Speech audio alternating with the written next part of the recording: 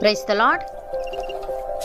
ఈరోజు దేవుని వాగ్దానము, రండి మన వివాదము తీర్చుకుందము. మీ పాపములు రక్తము వలె ఎర్రనివైనను అవి హిమము వలె తెల్లబడును. కెంపు వలె ఎర్రనివైనను అవి గొర్రె బొచ్చు వలె తెల్లనివగును. యెషయా గ్రంథము 1వ అధ్యాయము 18వ వచనము. సహోదరి సహోదరులారా, దేవుడు వివేచించే దేవుడు. మనిషికి కూడా మనస్సును, వివేచన శక్తిని ఇచ్చాడు. వారు స్థిమితంగా వారి గురించి, వారి జీవిత విధానం గురించి, ముఖ్యంగా దేవునికి వారికి మధ్య తలెత్తిన వివాదం ఏదైనా ఉంటే దాని గురించి మనుషులు ఆలోచించాలని దేవుడు కోరుతున్నాడు. వారికి తనకు మధ్య శాంతి, సహృద్భావం ఉండాలని ఆయన అభిలాష.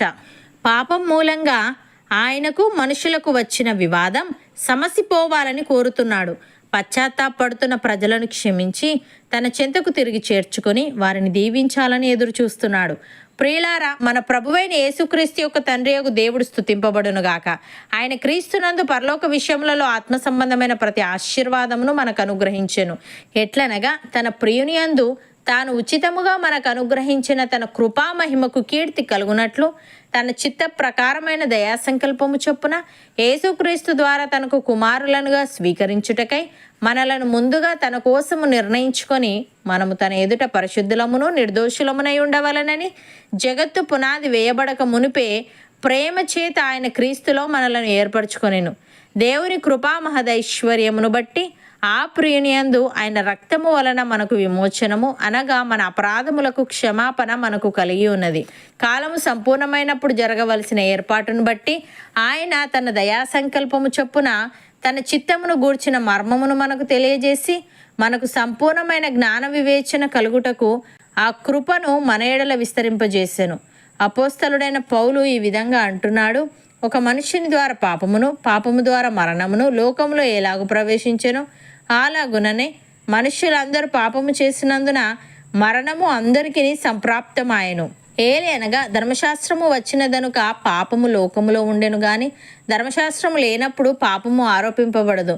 అయినను ఆదాము చేసిన అతిక్రమమును బోలి పాపము చేయని వారి మీద కూడా ఆదాము మొదలుకొని మోషే వరకు మరణమేలెను.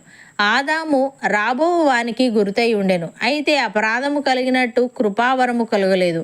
ఎట్లనగా ఒకని అపరాధము వలన అనేకులు చనిపోయిన ఎడల మరి ఎక్కువగా దేవుని కృపయు యేసుక్రీస్తును ఒక మనుష్యుని కృపచేతనైన దానమును అనేకులకు విస్తరించెను.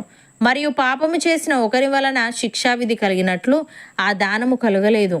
ఏలయనగా తీర్పు ఒక్క అపరాధముల మూలముగా వచ్చినదై శిక్షావిధికి కారణమాయను. కృపావరమైతే అనేకమైన అపరాధముల మూలముగా వచ్చినదై మనుష్యులు నీతిమంతులుగా తీర్చబడుటకు కారణమాయను.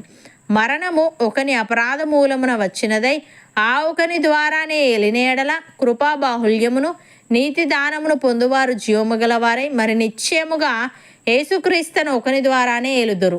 కాబట్టి తీర్పు ఒక్క అపరాధ మూలమున వచ్చినదై మనుష్యులకందరికీ శిక్షావిధి కలుగుటకు ఎలాగూ కారణమాయనో అలాగే ఒక్క పుణ్యకార్యము వలన కృపాదానము మనుష్యులకందరికీ జీవప్రదమైన నీతి విధింపబడుటకు కారణమాయను అని. సహోదరి సహోదరులారా, నీతిమంతుడు విశ్వాసమూలముగా జీవించునని వ్రాయబడిన ప్రకారము విశ్వాసమూలముగా అంతకంతకు విశ్వాసము కలుగునట్లు దేవుని నీతి దాని యందు బయలుపరచబడుచున్నది. దుర్నీతి చేత సత్యమును అడ్డగించు మనుషుల యొక్క సమస్త భక్తిహీనత మీదను దుర్నీతి మీదను దేవుని కోపము పరలోకము నుండి బయలుపరచబడుచున్నది. ఎందుకనగా దేవుని గూర్చి తెలియశక్యమైనదేదో అది వారి మధ్య విషదమై ఉన్నది. దేవుడు అది వారికి విషదపరచెను. ఆయన అదృశ్య లక్షణములు అనగా ఆయన నిత్యశక్తియు దేవత్వమును జగదుత్పత్తి మొదలుకొని సృష్టింపబడిన వస్తువులను ఆలోచించుట వలన తేటపడుచున్నవి గనుక వారు నిరుత్తరులై ఉన్నారు. మరియు వారు దేవుని ఎరిగియో ఆయనను దేవునిగా మహిమపరచలేదు, కృతజ్ఞతాస్తుతులు చెల్లింపను లేదు గాని తమ వాదములు యందు వ్యర్థులైరి. అవును అన్నవారు నాతో పాటు ప్రార్థనలో ఏకీభవించండి. పరిశుద్ధుడా, ప్రేమగల తండ్రి, మా పాపములు రక్తము వలె ఎర్రనివైనను అవి హిమము వలె తెల్లబడునని, కెంపు వలె ఎర్రనివైనను అవి గొర్రెబొచ్చు వలె తెల్లనివగునని రండి మన వివాదము తీర్చుకుందామని నీవు తెలియజేశావు. తండ్రి, నీకు స్తుతులు.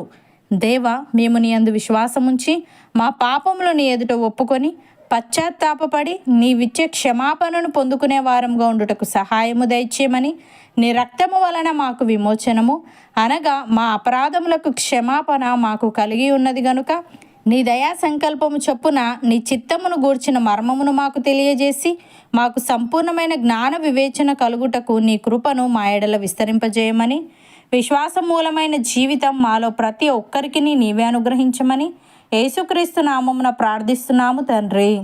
ఆమెన్.